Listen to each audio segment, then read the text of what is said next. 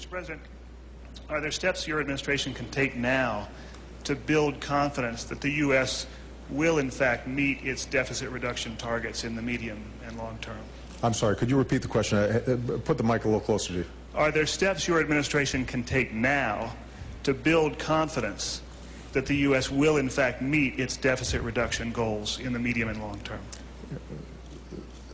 Several steps we've already begun to take. Number one, as I indicated, the budget that we're presenting, 3 years discretionary domestic spending freeze. And I've sent a clear signal to the leadership when we met. Even if we do not get the entire budget package passed through Congress, that top line number needs to stay firm. And I'm serious about it.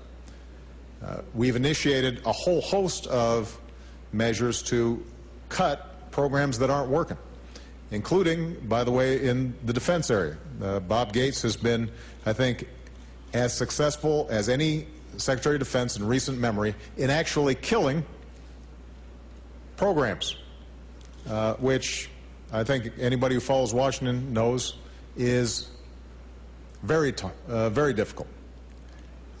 We have instituted PAYGO, and although there were baselines built in that took into account the fact that some of this stuff was not going to be solved overnight, it is starting to provide budget discipline to Congress as they move forward.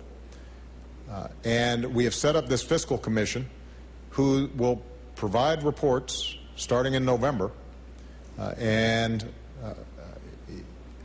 One of the encouraging things, although there was resistance, ironically, on the part of some of the Republicans who originally had been co-sponsors of legislation to create the fiscal commission, and they in fact ended up voting against it. What's been encouraging, based on what I'm hearing both from Democrats and Republicans, is that there's been a serious conversation there. People are looking at a whole spectrum of issues to get at what is basically a structural deficit that preceded this financial crisis.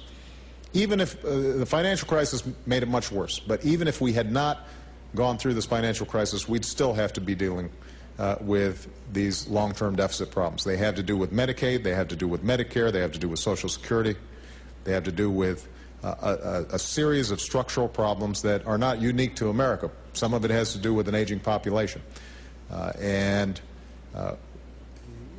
We've got to look at a tax system that is messy and unfair in a whole range of ways. And so they're looking at the gamut of steps that are going to be taken. One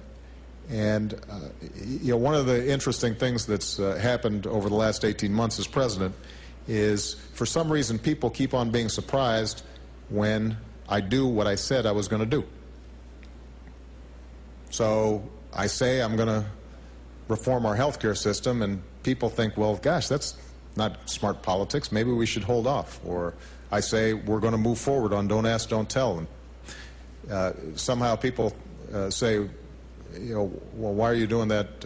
I'm not sure that's good politics. I'm doing it because I said I was going to do it, and I think it's the right thing to do. And people should learn that lesson about me, because next year, when I start presenting some very difficult choices to the country, I hope some of these folks who are hollering about deficits and debt step up, because I'm calling their bluff. And we'll see how much of that, how much of the political arguments they're making right now are real, and how much of it was just politics. All right? Thank you very much, everybody.